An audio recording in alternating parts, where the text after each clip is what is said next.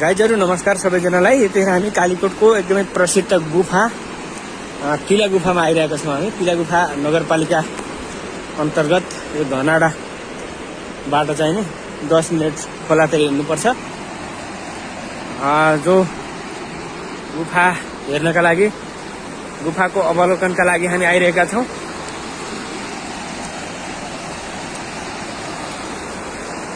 गुफा अवलोकनका लागि दैलेख जिल्लाका पत्रकारहरूको पनि आगमन भएको छ। कृष्ण दैलेखी सरको आगमन भएको छ। हामी गुफातिर जाँदैछौँ। यो गुफा चाहिँ नि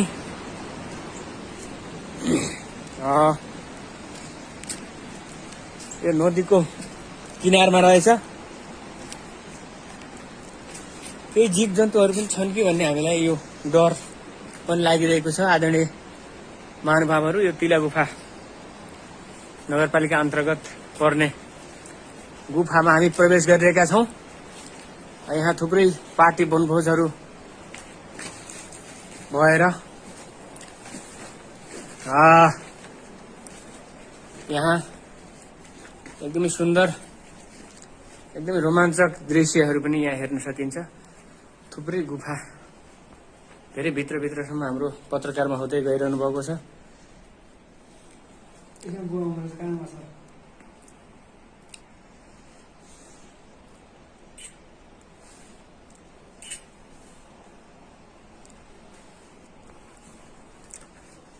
म पनि गुफामा गइरहेको छु।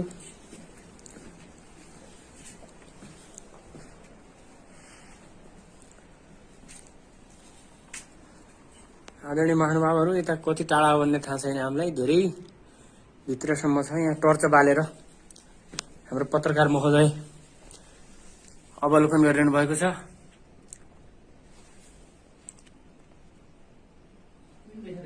हजुर यति नै रहेछ।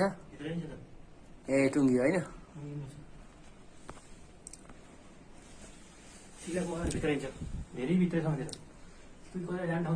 गुफाबाट एक्जिट यसरी हुन्छ। यसरी